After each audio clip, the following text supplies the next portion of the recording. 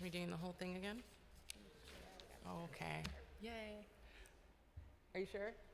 Okay. All right.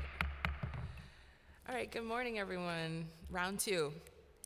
So thank you to our sole sanitation committee member who is here, Eric Bodger. Thank you for being here with us this morning. Thank you to DSNY Deputy Commissioner Greg Anderson and our Chief of Cleaning for being here today. Welcome to the 8th Committee on Sanitation and Solid Waste Management of 2022.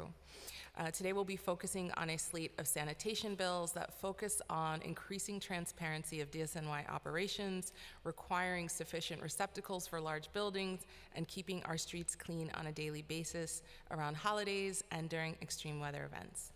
Today we'll be hearing the following sanitation bills. First, we have Intro 630 in relation to the tracking of street cleaning operations. After years of suspended street cleaning during the pandemic, the city restored funding and brought back this critical operation. Residential streets that were normally cleaned twice per week were instead only cleaned on the later of the 2 days indicated on the street sign. These modified alternate street side parking regulations were in effect until July 5th, 2022, when ASP was fully restored. I, along with Councilmember Bottcher and Councilmember Gutierrez, introduced this bill to allow New Yorkers to better track the progress of these street sweeping operations in their neighborhoods via a new GIS tracking system similar to those DSNY implemented for snow operations. Next up, we have Intro 693 in relation to the provision of sufficient receptacles for the storage of solid waste. The public advocate and I introduced this bill to ensure the city's large buildings have an appropriate sanitation operation.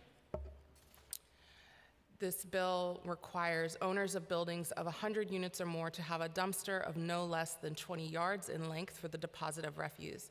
The receptacles should only be used for the respective building or dwelling and should be adequate size for and number to hold enough waste that accrue in a 72-hour period. Each receptacle should be made of a specific type of metal that is acceptable to DSNY, DOH-MH, and HPD measures. This is important because we want to ensure there is no leakage of any sort, as well as eliminate access and entry created by rodents in receptacles. Next, we have Intro 145 in relation to requiring the Department of Sanitation to remove fallen tree limbs, branches, and vegetation that obstruct streets and sidewalks as a result of inclement weather. This bill focuses on sanitation operations regarding street trees post-extreme weather events, introduced by Councilmember Brannan. We will not be hearing from Brannan today on this one, but we'll talk about it in the questions.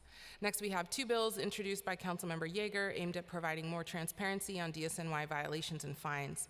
For context, in 2021, there were a total of over 192 DSNY residential violations citywide according to 311 data, including violations like dirty sidewalk and failure to clean 18 inches into the street. These bills include Intro 32 in relation to requiring a searchable dashboard for notices of violation issued by the Department of Sanitation, and Intro 33 in relation to requiring the notices of violation issued by the Department of Sanitation be accompanied by a photograph of the alleged violation. Finally, we have two bills from Councilmember Gennaro and Councilmember Holden. Intro 110 in relation to requiring that all public waste receptacles be emptied by the Department of Sanitation at least once per day, and Intro 238 in relation to collection of recyclable materials after a holiday. I look forward to learning more about DSNY operations around these issues and position on these 7 sanitation bills. And finally, I just want to thank my team, Anel Hernandez, who is my Director of Climate and Environmental Policy. I want to thank the Sanitation Committee Task Force, Jessica Albin, Ricky Chawla, and Andrew Lane Lawless. Thank you, Task Force, and thank you to everyone joining us today. So now I'll turn it over to our council to swear in the administration. Thank you, Chair. Do you affirm to tell the truth in your testimony before the committee today and to answer honestly to committee questions? I do. I do. Thank you. Great. Good morning, Chair Nurse and member of the City Council Committee on Sanitation and Solid Waste Management. My name is Gregory Anderson, and I'm Deputy Commissioner for Policy and Strategic Initiatives at the department. I'm joined this morning by Jeffrey Pitts, who is our newly promoted Chief of Cleaning Operations, promoted last month to this critical role. Thank you for the opportunity to testify today. The mission of the Department of Sanitation is to keep New York City clean, healthy, and safe by collecting, recycling, and disposing of waste, cleaning streets and public spaces, and clearing snow and ice. Under the leadership of Commissioner Tisch over these last 6 months, the department has been laser focused on cleanliness, working to clean up our streets in support of the city's economic recovery. In June, the administration and council announced unprecedented levels of funding for cleaning programs in the adopted budget, including $22 million for additional litter basket service and more than $12 million for precision cleaning and lot cleaning programs. Today, DSNY has the highest level of litter basket service in memory, a total of 793 weekly trucks compared to 588 trucks last year. The results are clear. Since the additional litter basket service took effect at the beginning of July, 311 complaints for overflowing litter baskets are down 55% compared to last year. This new investment was on top of funds added in the executive budget to restore full street cleaning operations, which had been cut in half during the pandemic, and to establish dedicated cleaning resources and equipment for protected bike lanes for the first time ever. The department has also expanded efforts to enforce basic cleanliness laws. This is the basic social compact in New York City. Sanitation does its part to keep the city clean, and residents, businesses, property owners, and others must do their part as well. We have refocused our enforcement efforts on those violations that most affect quality of life and that contribute to rodents and vermin. Most importantly, the department has taken an all-out approach to combat illegal dumping, which is both a theft of public space and a menace to communities across our city. We have installed dozens of illegal dumping surveillance cameras, with dozens more planned in the current year, thanks to the generous support of members of this council and the state legislature. The message we're sending is clear. If you dump on our city, you will be caught and you will face the consequences. This month, thanks to funding provided also in the adopted budget, DSNY launched a comprehensive evaluation of waste containerization to create a scalable, uniform approach that can work for neighborhoods across New York City. This project is intense in its depth and speed, and we expect to have final deliverables in the next few months. And earlier this week, the commissioner joined the mayor to enthusiastically announce the proposed new rules for waste set-out. These transformative new rules will shrink the amount of time that waste sits on the curb before collection and eliminate the city's 5 o'clock shadow of garbage bags that appear on the sidewalk every afternoon. Under these proposed rules, the options are simple. Residential properties can set out trash in bags at 8 p.m. or in containers starting at 6 p.m. Larger properties with 9 or more units can opt in for early morning set out and collection, with waste being set out between 4 a.m. and 7 a.m. for collection shortly thereafter. Commercial establishments can set out waste in bags also beginning at 8 p.m. or in containers earlier, up to 1 hour before they close. This is a transformational change for New York City streets. There will no longer be black bags on the sidewalk before 8 p.m. when New Yorkers are coming home from work, picking up their kids from school, or heading out to dinner. DSNY is accepting comments on these rules and will hold a public hearing on Friday, November 18th. We look forward to reviewing the comments and enacting final rules in the coming months. This is a tremendous amount of positive change in just the first 10 months of this administration. This department and our partners across New York City government have wholeheartedly embraced the mantra to get stuff done for New Yorkers. Now I'll briefly turn to the bills being considered today. Intro 32, sponsored by Councilmember Yeager, would require the department to create a searchable database of notices of violation issued. Intro 33, also sponsored by Councilmember Yeager, would require each notice of violation issued by the department to be accompanied by a photograph. Intro 110, sponsored by Councilmember Holden, would require DSNY to empty all public waste receptacles, litter baskets, in other words, at least once a day. Intro 145, sponsored by Councilmember Brannan, would require the department to assist the Parks Department in the removal of downed trees, branches, and other vegetation following inclement weather. Intro 238, sponsored by Councilmember Gennaro, would require DSNY to collect recyclable materials within 2 days following the department's 13 scheduled collection holidays. Intro 630, sponsored by the chair, would require the creation of a publicly available tracking application for street cleaning operations, similar to the Plow NYC system available for snow fighting operations. And lastly, Intro 693, sponsored by the public advocate, would require residential properties of 100 or more units to provide for a dumpster not less than 20 yards in length. DSNY shares the goals of cleanliness and effective, equitable service delivery that each of these bills intends to achieve. While we have concerns with some of the bills, we look forward to discussing with Council how to best achieve the goals they represent. And together, we can create a cleaner, more vibrant New York City. Thank you for the opportunity to testify today, and we're now happy to answer your questions. Thank you, Deputy Commissioner.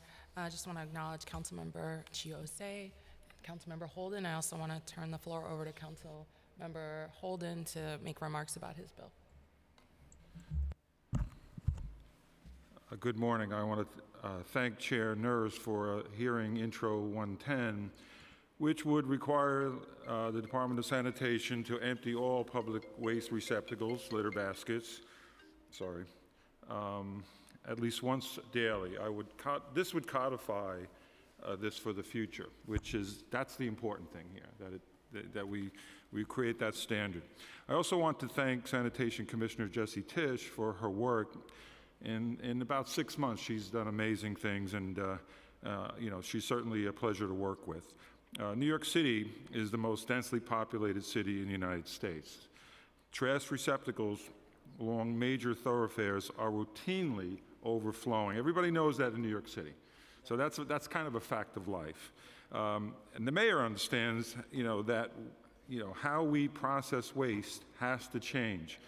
I think this legislation is a complement to his ongoing reforms. Emptying public receptacles daily will improve our environment and create a cleaner New York City, no doubt about that. So this bipartisan legislation will improve the quality of life for all New York City residents. This is very simple. I ask my colleagues to sign on to Intro 110, and again, I thank Chair Nurs for hearing this bill. Thank you. Thank you, Councilmember Holden. And I think we can start our line of questioning around Councilmember Holden's bill while he's here. So we'll get right into it. So for Intro 110, again, is to require and codify that the public waste receptacles are emptied at least once a day. As we all mentioned, the council fought really hard to get the twice per day, 6 times a week litter basket change. And it's not a baseline program from what we understand. So some of the questions we have, and just in terms of how that's going right now, but let's start with, what your general thoughts about this bill are. Sure, thank you. And thank you to Councilmember Holden for introducing the bill as well. So as I mentioned in the testimony, and as you've mentioned, Chair, the administration and the council added an additional $22 million in funding this year for litter basket service, bringing the service levels to the highest level ever. Nearly all litter baskets citywide today are emptied at least once a day. Many are emptied more than once a day. And that's really based on the level of need in each commercial corridor, in each area, in each neighborhood in the city.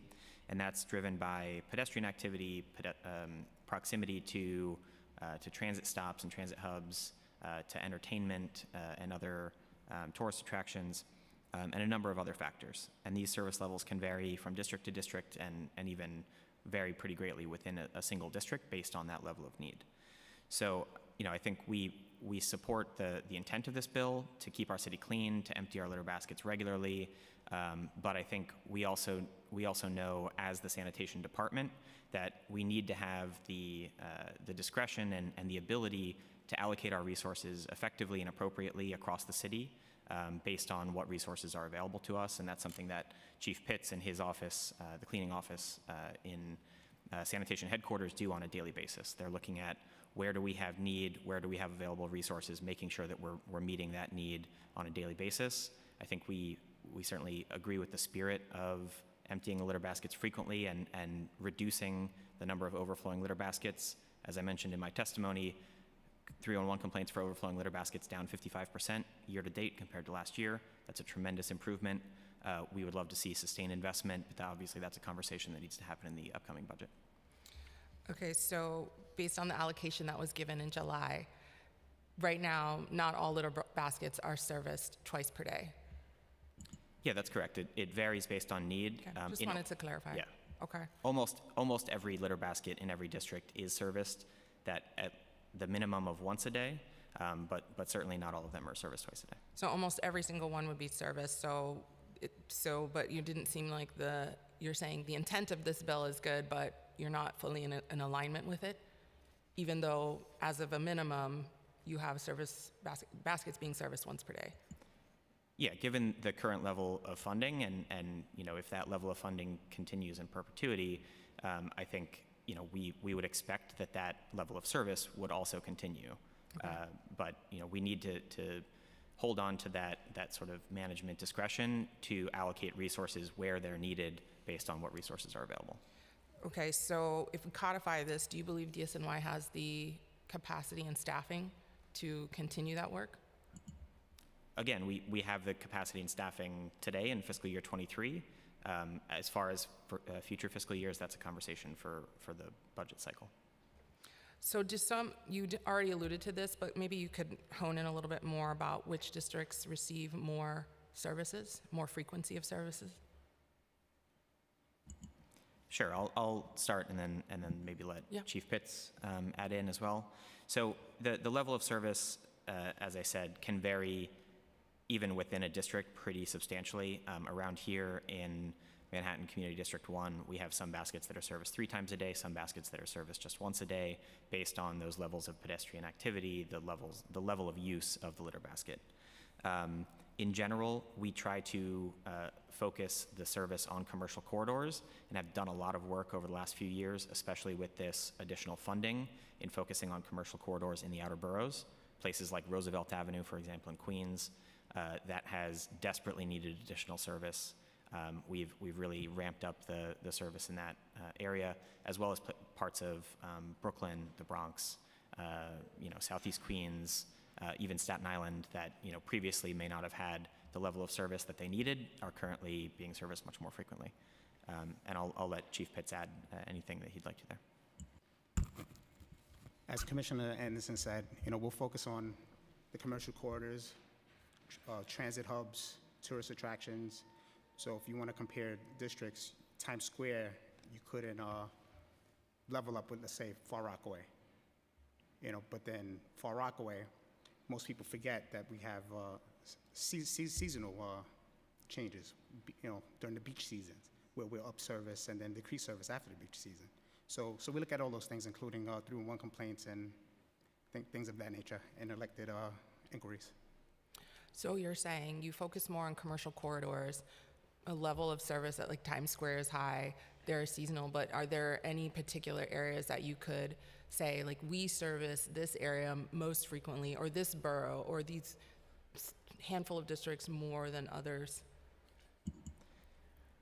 I would say, on average, probably there's more service in Manhattan just based on the amount of pedestrian activity. And remember, litter baskets are intended, as our commissioner likes to say, for walking trash. The coffee cup, the food wrapper, the newspaper that you have as you're going about your daily routine. So pedestrian activity is the number one thing that we look at.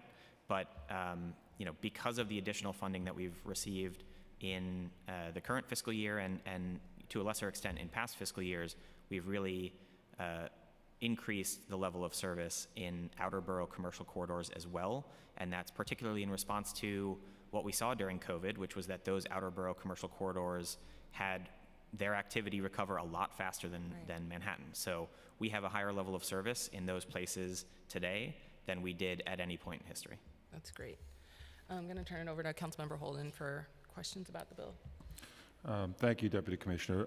I just, the intent of 110 is to codify it, obviously, for the future. We understand that right now, with the additional 22 million, you are emptying the baskets. However, every image that I have of litter baskets it's overflowing. I think everyone put up with that for several years, maybe decades, and it defeats the purpose. Having a litter basket that's overflowing with garbage all around it, blowing all over the commercial districts, and 99% of the litter baskets are in commercial corridors, I would imagine. So we're not talking about, this is not rocket science. This is about emptying and doing the job that you guys are supposed to do, is to empty the baskets. And for years, we didn't have that. We have it now because the council thought it was important. Now we think it's important to make it official and not to give you discretion, because when you had the discretion, you didn't do the job, and it wasn't a priority. It is a priority. Do you know that I still have areas of my district that they, in Ridgewood, that the Civic Association said, we're going to take these baskets out of the commercial corridors because it's a mess, and we don't want to have that mess in the neighborhood. So they took them out because they weren't emptied regularly. So we don't want to leave it up to the Department of Sanitation to decide they're going to reduce it. They're going to have it 2 or 3 times a week, and then we're back to square one. So this is a good bill. I would think that you guys would support it, not just the intent, but to really empty these containers every day. And if some don't need it, then you just go buy it. If nothing's in it, of course, you're not going to take the basket and dump it anyway as a symbolic gesture. But we get it. Just drive by it. But we want you to check. So if people are abusing the baskets, like dumping household garbage, for some people do, we expect enforcement of that. But in the meantime, and I don't really hear a lot of comments on your testimony about the bills. You're just mentioning the bills. You're not even saying if you're for or against it, which is very unusual for a hearing. I expect you to, on paper, to say what you'd like about it and what you don't like about it. I didn't hear that. So just the intent is kind of like a wishy-washy thing. Either you're for it, are you going to back it or not? If you're not going to back it, then the council needs to, go to the next step on it. But at least tell us how you feel about it, rather than I'm not hearing much.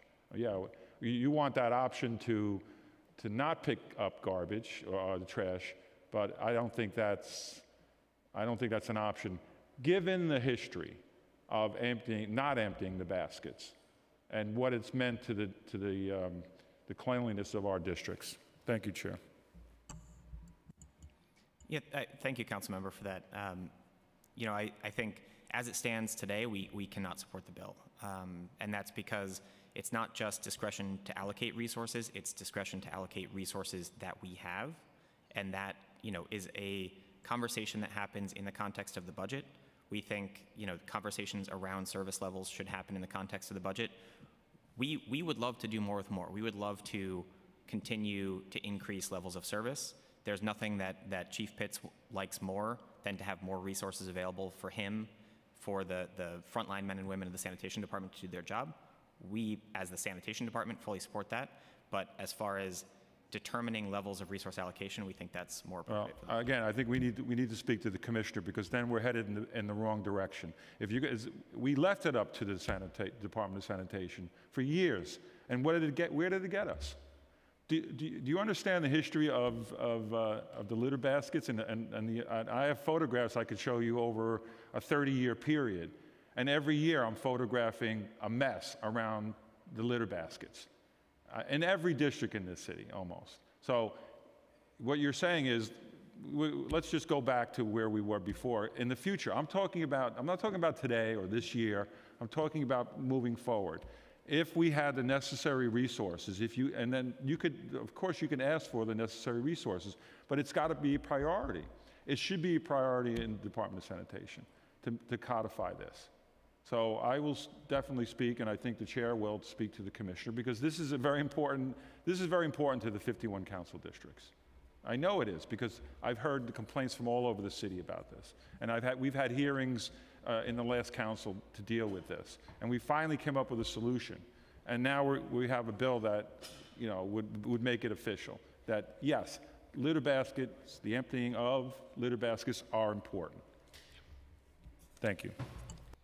Thank you, Councilmember Holden, and definitely want to echo your comments. I think if you're saying you already service the baskets once a day, I don't understand why we shouldn't just make it official and move it forward. I do have some questions about the funding, since you were talking about this should be a conversation in the context of resources. The council fought really hard. I want to credit Councilmember Brannan. I also want to recognize Councilmember Yeager, and I know Councilmember Julie Menon was here, to push for that. So how that 22 million, is that going to take us through the end of the year, considering this is not a baseline program? Yeah, absolutely. When the adopted budget was finalized in June, we put together a plan that was a full 52-week plan that would allow that level of service to continue over the course of the full fiscal year. So that's what we have implemented. So we've spent down about 30% of that funding, and we're about 30% of the way through the fiscal year. Okay, and so what would the total cost of this bill be? If it's 22 million is working for the year, and was for 2 times a day for servicing baskets, and you're at baseline doing 1 time a day, would that cover the cost of the program? How much would it cost for DSNY to do this bill? So I don't have a cost estimate with me today. I think we'd have to look at what the actual baseline level of service is and sort of what that looks like on a district by district basis. But we can certainly have that conversation in the future. Okay. We definitely included it in the questions we sent over, so we'd love to get that specific follow-up. Did anyone have a question on this specific bill? Yeah. Roger, I'll get you next. Go ahead. Hi. Can you name an example of a situation where a basket would not be serviced once a day? And is that happening before the budget allocation? Where can you envision a basket being left unemptied for more than 1 day? And do you think that there's situations where that would be appropriate? Yeah, I think there are some situations where, based on the level of need, a litter basket does not need to be emptied every single day of the week. There are baskets today in Staten Island, for example, where we have a litter basket because there's occasional pedestrian traffic, but it's not enough that the basket needs to be emptied on a daily basis. So that's the kind of analysis that the cleaning office does, that each individual borough chief does, to look at how many resources do they have available and where do those resources go. Can you name, would it be like an entire route that wouldn't be needed to be emptied every day? Or would it just be like a couple baskets along that route? No, it's more a couple baskets along the route. And that's, in every district, there are areas or specific baskets that may require that level of service. But the variation within districts can also be pretty large. There are parts of Staten Island where we do have daily service. There are some baskets on Staten Island that may get service more than once a day between the litter basket service and the collection frequency together. So, that's the analysis that we're doing as we determine how to allocate our resources best across the city. If there's a basket along a route and they're on the route anyway, even if it's just a little full, why not just empty it? Well, they're not, I think I may have misspoke. They're not driving past a basket and not emptying it. That's not how they determine the level of service. It's determining which routes are run on which day, and every basket that's on a given route, and it varies based on geography, but it's anywhere from 150, 170, all the way up to 250, close to 300, depending on the density. Every basket that's on the route gets serviced by that crew. So how likely is it that you'd have an entire route of baskets and none of them need to be emptied that day?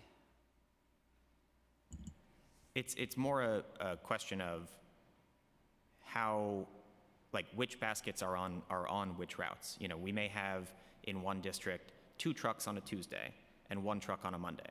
So the Monday truck has to cover as many baskets as it can, and we route to try to maximize the number of baskets that it covers. And then on Tuesday, we have 2 routes that can cover, basically every basket across the district. So that's the kind of variation. We're not sending out a truck to do the same route every day and telling them, on Tuesdays, you don't pick up this one.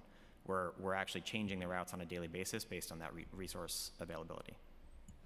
The intent of this bill and what this bill would do, from what I understand, is ensure that every day the trucks at least pass by the baskets at one time. Like every route has a truck passing through. Is that not realistic sounding to you? How many baskets are on a route? So like I said, it varies based on density. I think probably on the low end, it's around 170 or so, 175. On the high end, it might be close to 300. I don't think we have any that get to 300, but it really varies based on density. If you have a route in Manhattan that's going up and down an avenue, you can cover a lot of baskets really quickly. If you're in an outer borough where the baskets are more sporadically placed, or where the blocks are longer, or it's longer windy roads, you may have fewer baskets just based on the amount of time it takes to cover the distance. Because what happened historically is the baskets would just be left overflowing, and those trucks wouldn't be passing by every day. From what I understand, what this bill would ensure is that at least the trucks would be passing by the baskets every day, and if they're overflowing, they would take care of it. It seems pretty straightforward to me. Yeah, and that's ultimately a question of resource availability, and that's a conversation that the administration believes should happen in the context of the budget. We are very happy with the level of service that we're providing right now. We are thrilled that it is the highest level of service we have ever had in New York City, and we would love to continue the conversations about that level of service in the budget. That's great. So we'd really love that specific feedback around how much would it cost to service every basket. If we want to push forth the bill, you're saying it should be in the budget, it would be great to know how much does it cost. Councilmember Osei, and then I'll pass it to Yeager after for your remarks. Thank you, Chair, Nurse, and hi guys, good morning.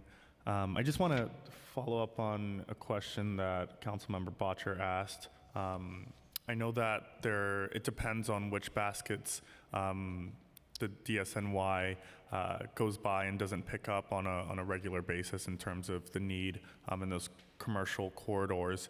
But is there any guidelines that the department has in terms of certain corridors where you frequently see these litter baskets overflown multiple times a day? Do you have a special duty of picking those baskets up multiple times a day, or is it just one time a day for those baskets as well? No, some of those baskets may be collected, as many as 2 or 3 times a day. Mm-hmm. There are districts where we have basket trucks assigned on each of the 3 shifts, and so those baskets may be serviced on the midnight shift, on the day shift, on the afternoon shift, and that determination is based on the level of need, the amount of activity we're seeing, the frequency of complaints. It's based on a number of factors that we're using a lot of situational awareness, a lot of real institutional knowledge from our uniformed officers to make that determination. And when you see that certain baskets, need to be picked up or refilled 3 or 4 times a day, do you consider increasing that, or what considerations does the department have when you are consistently seeing these certain corridors have those baskets filled to the brim at all times of the day? Is that something you evaluate to expand more baskets in that part of the neighborhood or corridor, provide more services there? Does that make sense in terms of my question? Yeah, it makes a lot of sense, Councilmember. We don't see a basket filling up as a bad thing. That's an indication of commercial activity. It's an indication that our streets are vibrant. It's when it's overflowing that we think it's a bad thing. Mm-hmm. So we try to match the level of service based on available resources to how the baskets are being used. And that's really the calculation we do. In places where even 3 times a day isn't enough, we may add an additional basket on that corner. There are a handful of corners in the city that I'm aware of where there's 4 corners on an intersection. Each of those 4 corners has 2 baskets. Mm-hmm. And that's just because of the amount of people flowing through that area, the amount of litter that they're generating. And, we try to match the number of baskets, the level of service with the demand based on resources. And maybe Chair Nurse or any members of the committee may have an answer to this question, but I'll ask you guys. Is there any type of public data that you have in terms of how consistently some of these baskets are picked up, or whether you see some of the higher density areas where the bins are usually filled to the brim? I don't think we have anything publicly available on the level of service and the service frequency for individual baskets. That's something we're open to conversation with the council about. We do have a map that we update very regularly on open data that shows where all the baskets are located, and we're open to conversations about. And the final question that I have for you, and obviously I know you wouldn't have these numbers or any type of these documents off the top of your head right now, but if you could send them to me via email whenever you can. I think a high density area where I've heard many complaints about how overflown the baskets are is Utica Avenue between about Eastern Parkway to Dean Street. And I have many residents that are always telling me and calling my office saying that the litter baskets are filled to the brim, and would love to see some numbers in terms of how often you are coming through that corridor and letting the trash out of these trash bins. Maybe if we need more trash bins on that corridor, that's something I would like to know as well, but I would love to see those numbers in some type of document or physical form. Yeah, we can absolutely follow up. Thank you so much. Thank you, Chair. Thank you. The final question on this bill is just, can you very quickly share what is the frequency in which you recalibrate?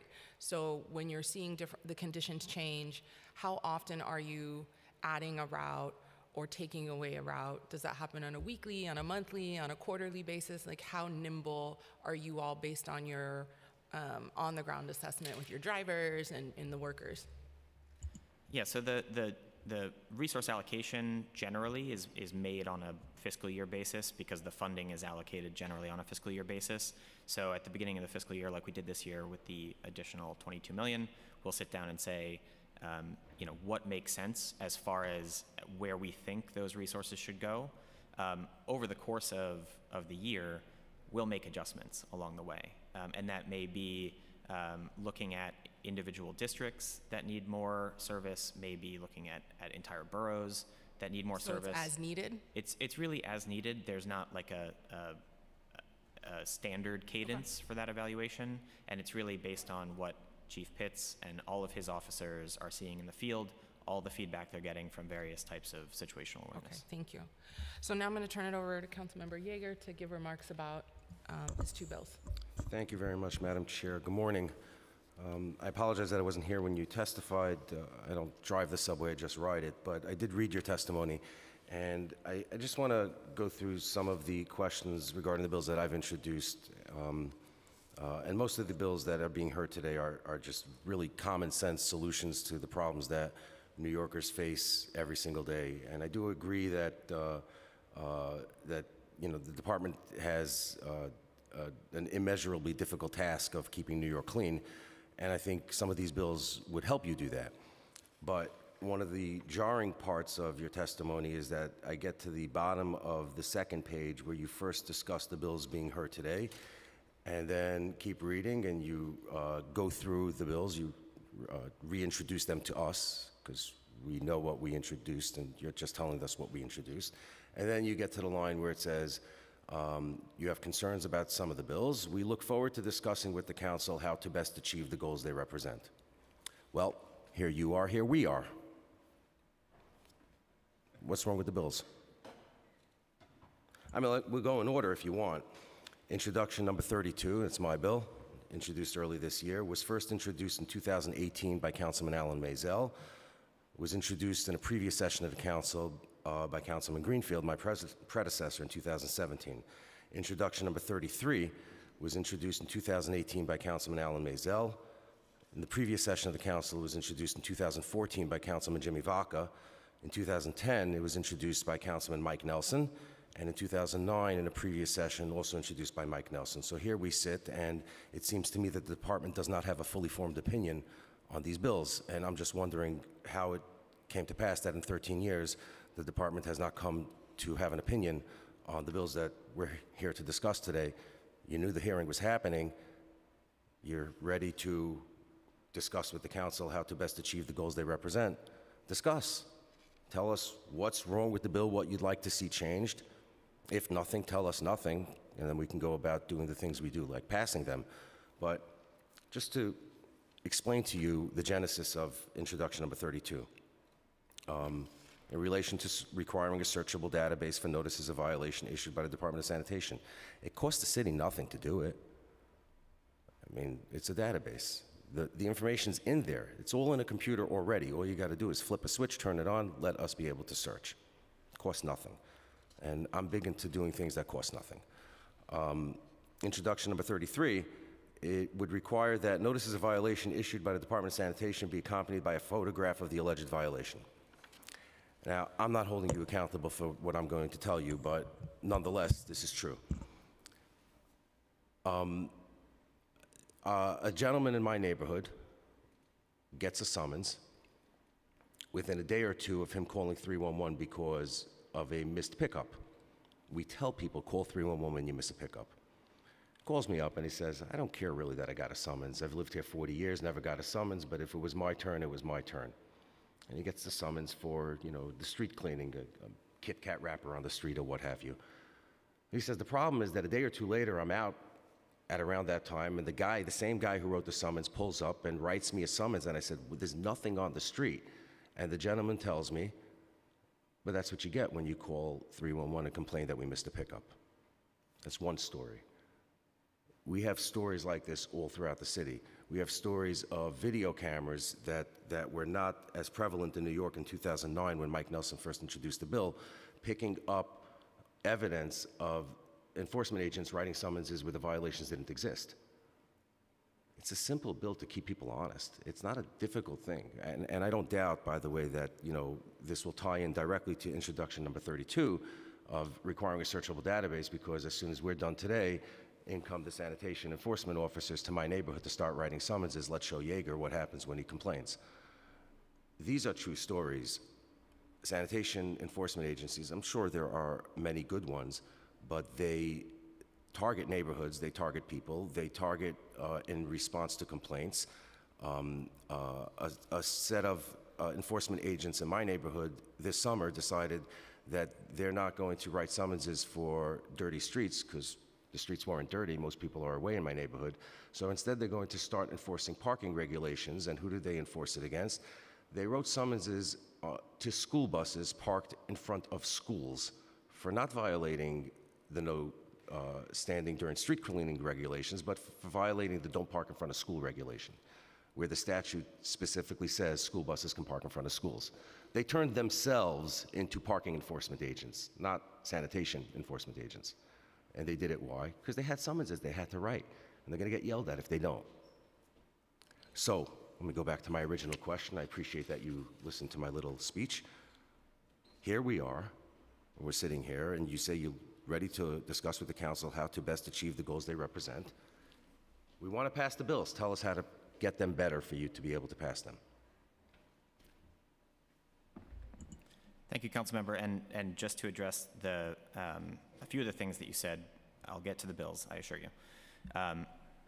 On the issue of tickets being improperly issued, you and I have had conversations about that in the past. We have, to my knowledge, very swiftly addressed every issue that you have brought to our attention, and we have, as a matter of department policy, we have made it clear that that kind of behavior is unacceptable. So if there are still specific issues happening, we need to know about them, and we will swiftly address them. We are also trying to proactively address those issues. So, and I appreciate that very much, Deputy Commissioner. And I should have opened with that, saying that the department, in response to something that happened when we did bring this up with the department's leadership under this commissioner and under her immediate predecessor, although limited to those two commissioners, it is true that they were attended to. But wouldn't the bill that requires an enforcement agent have to take a picture of the item being violated, just simply address this problem without having it to rise to a level of asking a deputy commissioner to fix the problem? Because not every New Yorker who gets a summons calls their council member and says, I got a summons, and then the council member picks up the phone and calls the deputy commissioner and says, why is this guy getting harassed like this? Most New Yorkers get the summons and they just deal with it because it's the price of being a New Yorker is getting another summons. Wouldn't this bill just simply fix that? And wouldn't the second bill, Intro 33, give New Yorkers the resources to turn anecdote into either reality or falsity? In other words, right now, anecdotally, every neighborhood in New York and every person living in every neighborhood in New York believes that they are the most targeted neighborhood in the entire city. It doesn't matter what the statistics say. There are no statistics. We can't look it up. Give us the tools so that when folks in Councilmember Nurse's neighborhood say, well, we get tickets more than anybody else, she can say, well, look at the stats. That's just not true. They're all in Yeager's district.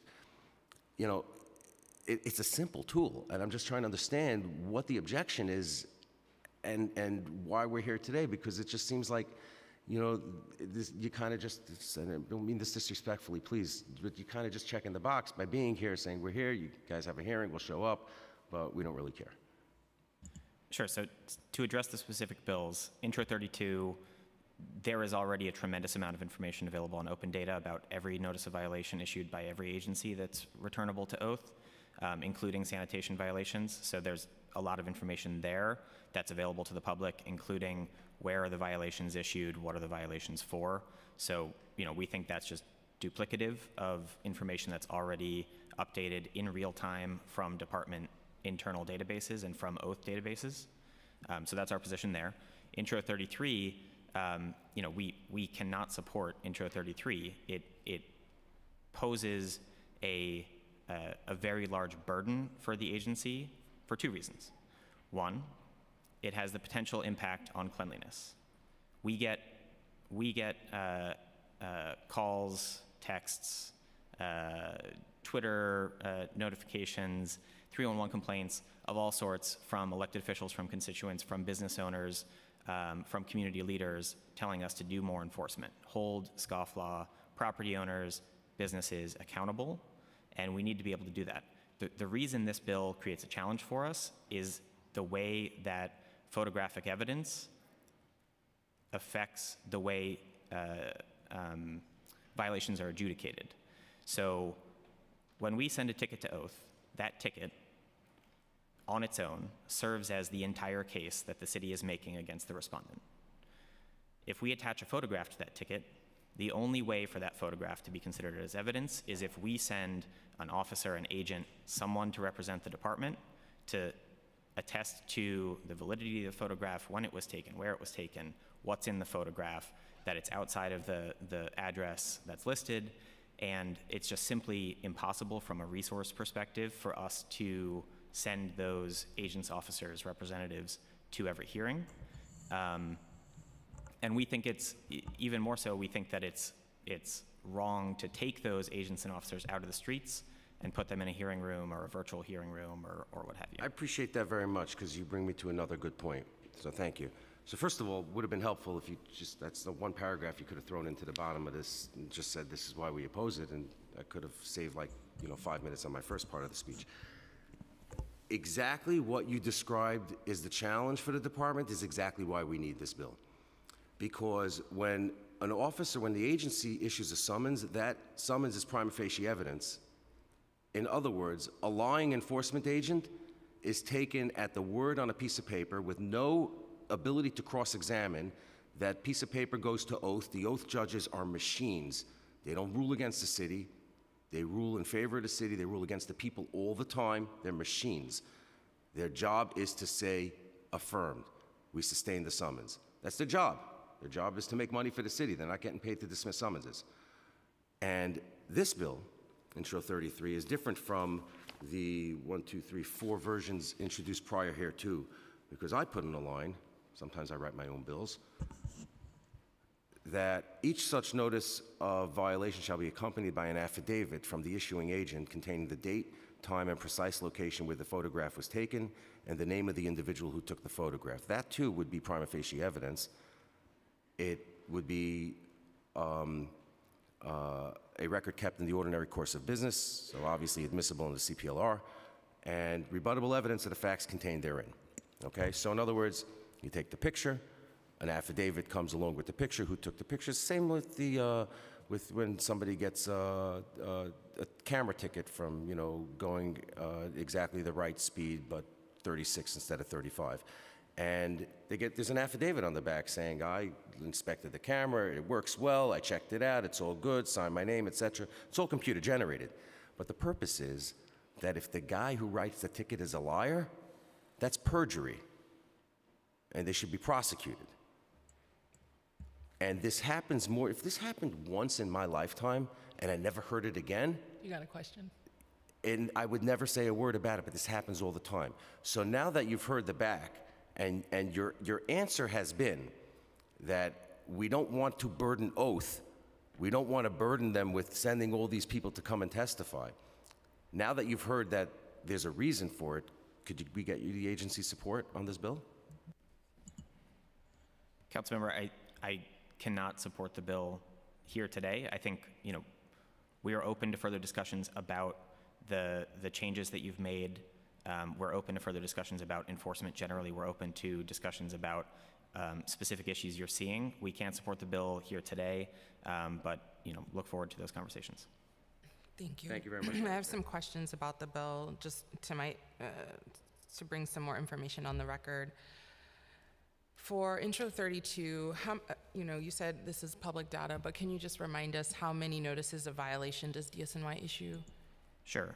So notices of violation returnable to oath, fiscal year 21, 268,000, fiscal year 22, 249,000, fiscal year 23 to date, around 93,000. And do you know how many are successfully pushed back against? Yeah, so thrown out? that information is kept by oath. You know, we do receive reports on that information, and it's you know, broken down by the types of violations that are issued. So we do receive information about dismissals, about appeals from oath. Can you give us a ballpark estimate, percentage estimate? So last year, how many notices of violations were successfully defeated by the people who received the ticket? I don't have that number here in front of me, but we can certainly provide it. It would be really helpful, Yeah. I think, for the conversation. And do you have some geographic data where you could say where you're getting more violations versus not? Yeah, I mean, I have in front of me, I have it broken down by community board. So if there's like a specific, Maybe you could give Data us point. the top 5. in terms of top 5 community boards, sorry, I don't have it sorted, but for example, you know, in the Bronx, you have Community Board 12, which geographically is the largest community board in the Bronx, received the most violations in the Bronx, 2,700 so far year to date. In Manhattan, Community Board 12, also geographically the largest, 2,200 year to date. Let's see, in Brooklyn, Brooklyn Community Board 1, not geographically the largest, but probably one of the top 3 geographically and one of the highest in population, has 2,400 year to date. What's your lowest, where you issue the lowest number of violations? Give me 1 second. Looks like Queens Community Board 6 appears to be the lowest for fiscal 23 year to date. Okay. And then for Intro 33, how many notices of violation does DSNY issue to property owners related to dirty conditions each year? Yeah, so, you know, the breakdown of our violations based on sanitation conditions of all kinds, dirty sidewalk, dirty area, failure to clean, improper receptacles, overflowing receptacles. For this year at least, it's probably about 85% of the total that are issued for those sanitation conditions generally. Okay. And you also get the dispute data? Yeah, we get a report from Oath on a monthly basis. Okay, thank you.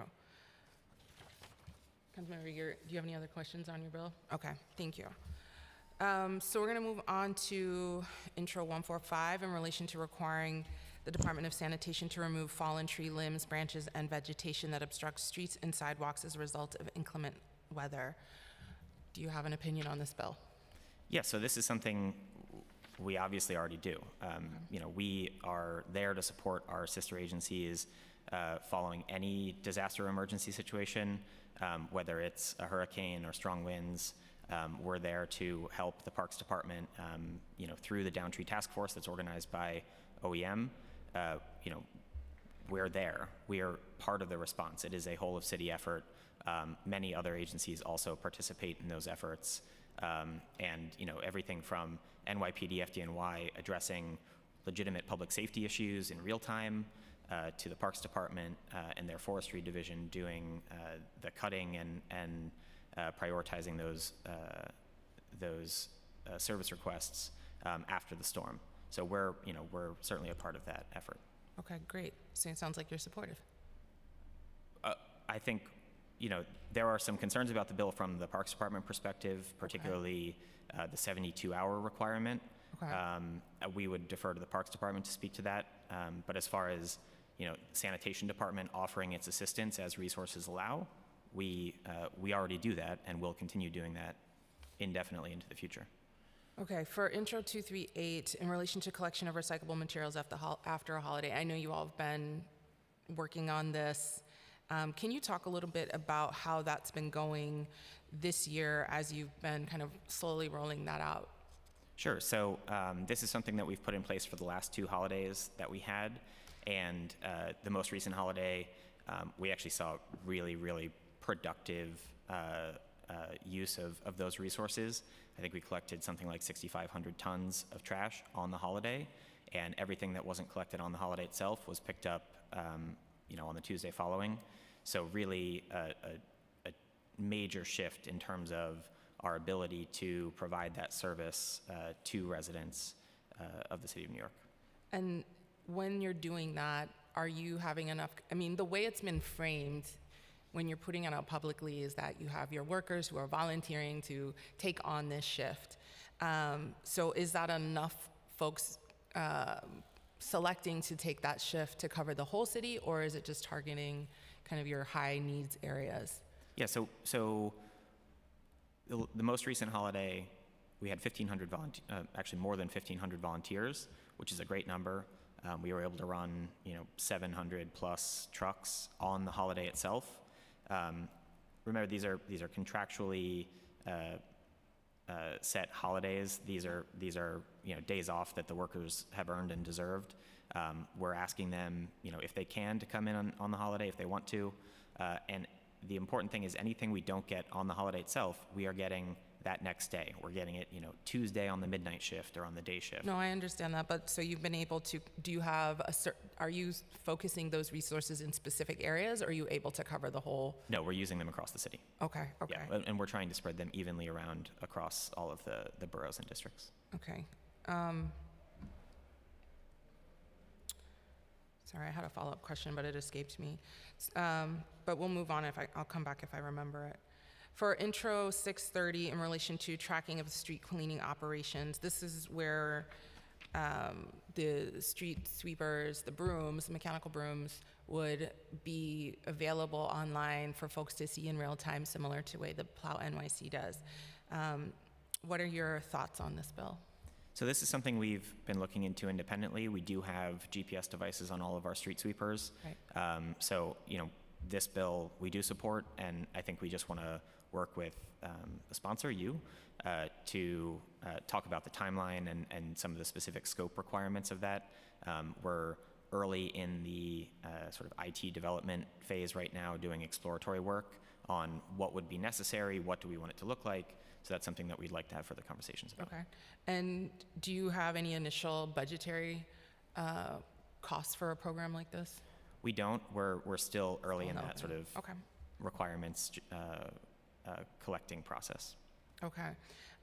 For Intro 693, this is the bill with the public advocate Williams and I, in relationship to do the provision of sufficient receptacles for the storage of solid waste. Do you have any thoughts on this bill? So as written, I don't think we can support it.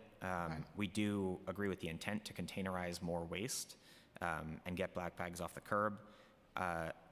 It would be somewhat infeasible to retrofit existing buildings with the kind of dumpsters that the bill is envisioning. That said, as I mentioned in my testimony, we are doing a really comprehensive evaluation of waste containerization right now, and should have the results of that in the next few months. We're happy to keep council apprised of how that's going, what we're learning, and certainly once we have any recommendations or plans from that process, we'll work with the council to make that happen. And do you have a scope of the study that McKinsey is going to be working on that you can share with us? Yeah, we could share with you the scope of work that they have. I don't have it here with me, but it's a relatively detailed document. Okay. Yeah, we would really love that follow-up. Sure.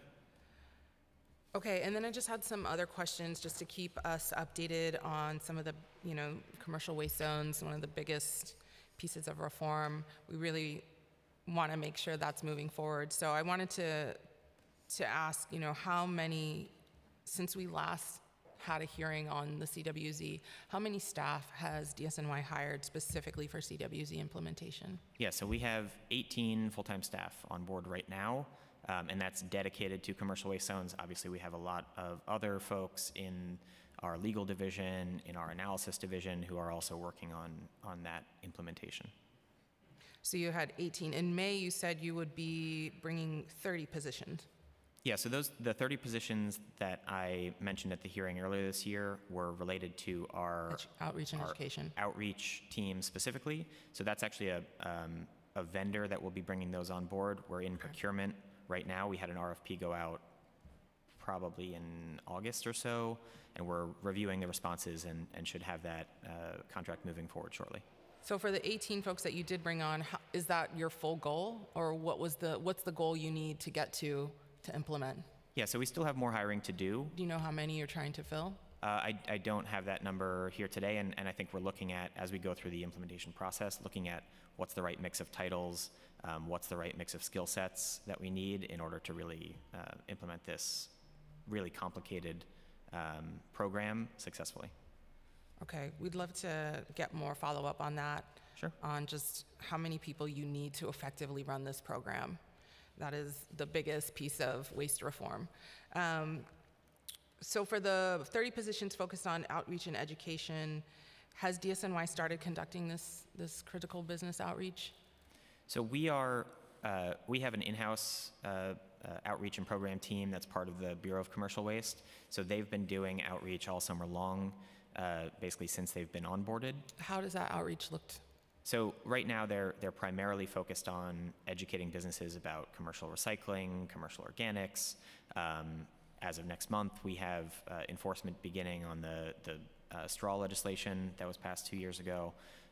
So they're educating businesses about a whole range of policies and regulations.